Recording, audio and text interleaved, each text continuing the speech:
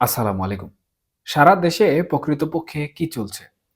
এই বিষয়টি নিয়ে যদি আমরা কথা বলতে চাই এবং এই বিষয়টির পেছনে যারা জড়িত, তারা প্রকৃতপক্ষে কি করতে চাচ্ছেন বা কি বুঝাতে চাচ্ছেন? জাতির উদ্দেশ্যে তাদের বার্তা কি? কিংবা রাজনৈতিক দল আওয়ামী লীগের উদ্দেশ্যে তাদের বার্তা কি? এই বিষয়টি জানা সবথেকে গুরুত্বপূর্ণ। তবে এখন যে বিষয়টি আমরা লক্ষ্য করছি সেটি হচ্ছে আন্তর্জাতিক যে সকল গণমাধ্যম সমূহ রয়েছে, যারা সাধারণত আন্তর্জাতিক অঙ্গনের বিভিন্ন বিষয় নিয়ে খবরাখবর প্রচার করে থাকে। সেই সকল গণমাধ্যম সমূহের আজকের যে প্রতিবেদনগুলো লক্ষ্য করলাম, সেই প্রতিবেদনগুলাতে সাধারণত আমরা বাংলাদেশে যারা এই সকল কর্মসূচি পালন করছি, বুলডোজার কর্মসূচি বলুন, আর ধানমন্ডি ৩২ বাড়িটি ভাঙচুর কর্মসূচি বলুন, অথবা সারা দেশে আওয়ামী লীগের নেতা-কর্মী যারা রয়েছেন, তাদের বাড়িঘর ভাঙচুর করার, অফিস আদালত, অফিস পাড়া ভাঙচুর করার যে একটি কর্মযজ্ঞ বা আনুষ্ঠানিকতা চলছে, এটাকে সাধারণত ছাত্র জনতার কর্মসূচি হিসাবে চিহ্নিত করা হচ্ছে। তবে আন্তর্জাতিক গণমাধ্যমসমূহ এই কর্মসূচিগুলাকে প্রত্যেকটি আন্তর্জাতিক গণমাধ্যম মব হিসাবে উল্লেখ করছে।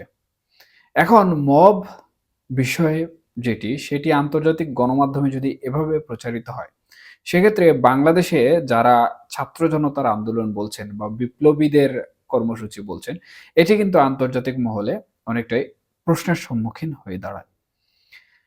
তার পাশাপাশি আন্তর্জাতিক গণমাধ্যমগুলোতে যে বিষয়টি দেখা যাচ্ছে, সেটি হচ্ছে অন্তর্বর্তীকালীন বর্তমান যে সরকার, সেই অন্তর্বর্তীকালীন সরকারের অবস্থান।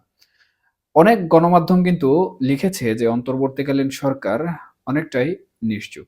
আমরা দেখেছি অন্তর্বর্তীকালীন সরকারের প্রধান উপদেষ্টা যিনি রয়েছেন, উনার অফিসিয়াল ফেসবুক ভেরিফাইড পেজ যেটি রয়েছে, সেটিতে উনি এরকম বার্তা দিয়েছেন যে অনাকাঙ্ক্ষিত ঘটনাটি ধানমন্ডি ৩২ এ ঘটেছে, এটি অনাকাঙ্ক্ষিত এবং এরকম ঘটনা যেন পরবর্তীতে আর না ঘটে, এই বিষয়ে সবাইকে সজাগ থাকতে হবে, অথবা এই বিষয়ে সবাইকে সচেতন হতে হবে। সাধারণত উনার বক্তব্যটি এরকম ছিল।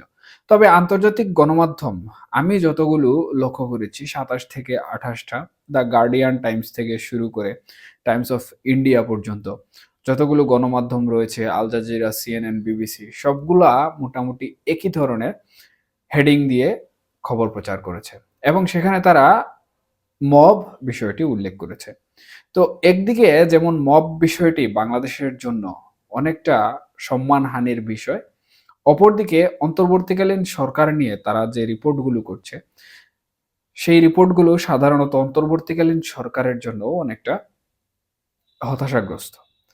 সাধারণত বেশ কিছু রিপোর্টে অন্তর্বর্তীকালীন সরকারকে এ ধরনের উল্লেখ করা হয়েছে যে অন্তর্বর্তীকালীন সরকার আইন শৃঙ্খলা এবং এই মবদের সাধারণত কন্ট্রোল করতে পারছে না বা নিয়ন্ত্রণ করতে পারছে না।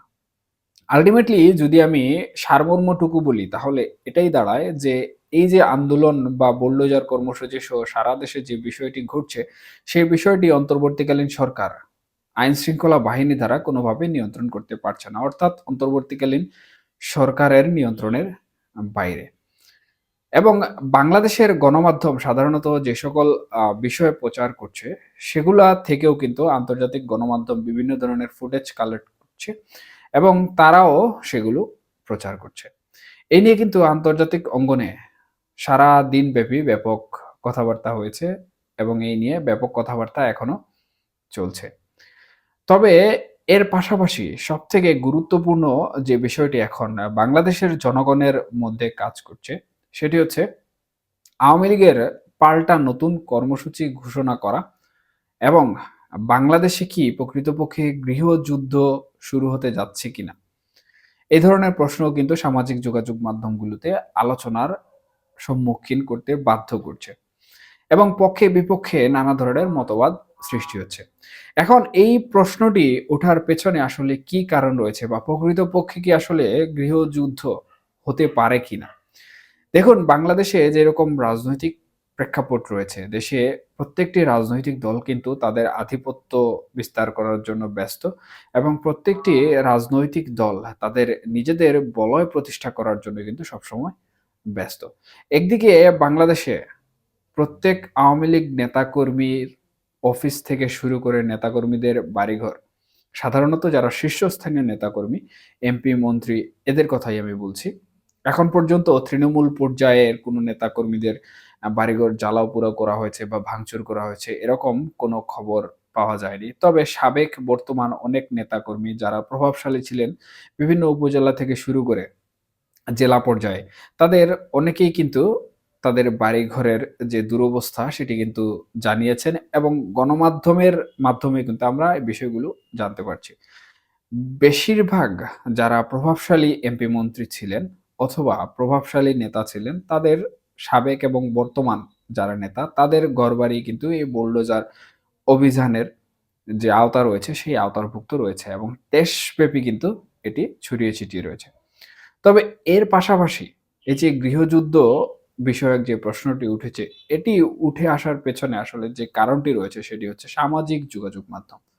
আমরা দেখতে পাচ্ছি যে সামাজিক যোগাযোগ মাধ্যমে প্রত্যেকটি উপজেলায় কিন্তু যে রাজনৈতিক দলগুলো রয়েছে, অর্থাৎ আওয়ামী লীগের নেতাকর্মীরা যেরকম অ্যাক্টিভ, বিএনপির নেতাকর্মীরা একইভাবে অ্যাক্টিভ, জামায়াতের নেতাকর্মীরা কিন্তু একইভাবে অ্যাক্টিভ। সেখানে আওয়ামী লীগ তাদের ধানমন্ডি ৩২ থেকে শুরু করে নেতাকর্মীদের বাড়িঘর পোড়ানো হচ্ছে, ভাঙচুর করা হচ্ছে, বুলডোজার অভিযান চালানো হচ্ছে। অথবা প্রশাসন যেটি ডক্টর ইউনূস প্রধান উপদেষ্টা, উনাকে নিয়ে কিন্তু বিভিন্ন ধরনের মন্তব্য করছে এবং করে যাচ্ছে। এরপরে বিএনপি যে কাজটি করছে সেটি হচ্ছে তারা এই বিষয়টিকে তাদের নেতৃত্বে বিভিন্ন উপজেলায় কর্মসূচি হিসেবে পালন করছে এবং সামাজিক যোগাযোগ মাধ্যমে কিন্তু নানা ধরনের আলোচনা সমালোচনামূলক কথাবার্তা বলছে। জামাত কিন্তু এদিকে পিছিয়ে নেই। তারাও একই ধরনের কথাবার্তা বলছে। এই হিসাবে কিন্তু এই যে আওয়ামী লীগ, বিএনপি, আওয়ামী লীগ, জামাত এরা কিন্তু নেতাকর্মীরা সামাজিক যোগাযোগ মাধ্যমে ব্যাপক বাক বিতণ্ডিতার মধ্যে জড়িয়ে যাচ্ছে এবং এটিকে কেন্দ্র করে বিক্ষিপ্তভাবে কিন্তু প্রকাশ্যে নানা ধরনের নির্যাতন নিপীড়নের ঘটনাও শুরু হয়ে গেছে ইতিমধ্যে। সুতরাং এই যে একটি বিষয় যে একটি এলাকার মধ্যে যেখানে নিজেরা গন্ডগোলে লিপ্ত হয়ে যাচ্ছে, সামাজিক যোগাযোগ মাধ্যমের স্ট্যাটাসকে কেন্দ্র করে ফেসবুক বার্তা, ফেসবুক কমেন্ট এইসব বিষয়কে কেন্দ্র করে যখন আ আওয়ামী লীগ, বিএনপি, আওয়ামী লীগ, জামাত এরকম ত্রিমুখী সংঘর্ষ যখন সংগঠিত হওয়া শুরু হয়ে যাবে, তখন আমার মনে হয় যে প্রকৃতপক্ষে দেশের সর্বোচ্চ যে জায়গাগুলো রয়েছে বা সর্বনিম্ন যে জায়গাগুলো রয়েছে সাধারণত ইউনিয়ন বা উপজেলা। আর একটি উপজেলার মধ্যে যখন এই ধরনের দাঙ্গা ফাসাদের সৃষ্টি হয়ে যাবে, তখন প্রকৃতপক্ষে আসলে গৃহযুদ্ধ যদি নাও বলি, তাহলে রাজনৈতিক যে দাঙ্গা ফ্যাসাদ রয়েছে, এটি কিন্তু সারা দেশব্যাপী ছড়িয়ে যাবে। আর যখন এই ধরনের পরিস্থিতি সৃষ্টি হবে, তখন আওয়ামী লীগ তাদের দেয়ালে পিঠ ঠেকা অবস্থায় রয়েছে বর্তমানে। কারণ কোনোভাবেই কিন্তু তারা মাঠ রাজনীতিতে আসতে পারছে না। তারা যখনই চেষ্টা করছে, তখনই তাদেরকে মাঠ থেকে সরিয়ে দেওয়া হচ্ছে। তাদের বাড়িঘর ভাঙচুর করা হচ্ছে, অফিস ভাঙচুর করা হচ্ছে এবং এটি ২য় দফায় করা হচ্ছে। সুতরাং আওয়ামী লীগ কিন্তু তাদের প্রাণ বাঁচাতে এই লড়াই সংগ্রাম প্রবলভাবে শুরু করবে বা প্রবলভাবে এটি করার চেষ্টা করবে। যেখান থেকে সংঘর্ষের সৃষ্টি হবে, বিএনপিও এখানে থেমে থাকবে না, জামাতও এখানে থেমে থাকবে না। সুতরাং আল্টিমেটলি যদি এই ধরনের সিচুয়েশন নিয়ন্ত্রণে আনা সম্ভব না হয়, তাহলে প্রকৃতপক্ষে দেশের প্রত্যেকটি পাড়ায়, প্রত্যেকটি উপজেলায়, প্রত্যেকটি জেলায় কিন্তু এ ধরনের বিশৃঙ্খলা সৃষ্টি হবে। যেটি প্রকৃতপক্ষে গৃহযুদ্ধ না হলেও গৃহযুদ্ধ থেকে কিন্তু কোনোভাবেই কম নয়। এদিকে আওয়ামী লীগ কিন্তু তাদের ধানমন্ডি ৩২ যে বাড়িটি রয়েছে, ঐতিহাসিক বাড়ি বঙ্গবন্ধু শেখ মুজিবুর রহমানের স্মৃতি, সেটি পুড়িয়ে দেওয়া এবং মাটির সাথে গুঁড়িয়ে দেওয়া নিয়ে কিন্তু তারা কর্মসূচি ঘোষণা করেছে যে লাগাতার অবরোধ এবং বিক্ষোভ কর্মসূচি।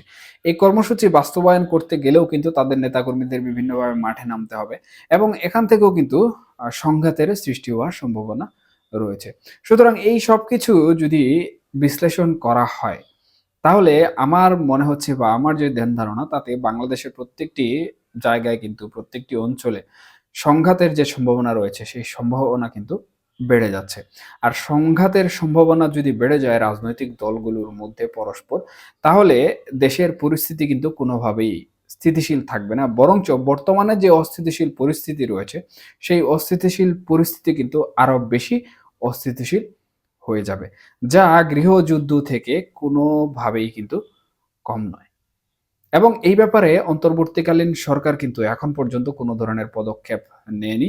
এবং অন্তর্বর্তীকালীন সরকারের প্রশাসন আমরা দেখতে পাচ্ছি যে দেশব্যাপী যে কর্মসূচিগুলো চালানো হচ্ছে ছাত্র জনতার মাধ্যমে, এগুলো নিয়ন্ত্রণে নেয়ার বা এগুলো বন্ধ করার জন্য কোনো ধরনের পদক্ষেপ নেয়নি।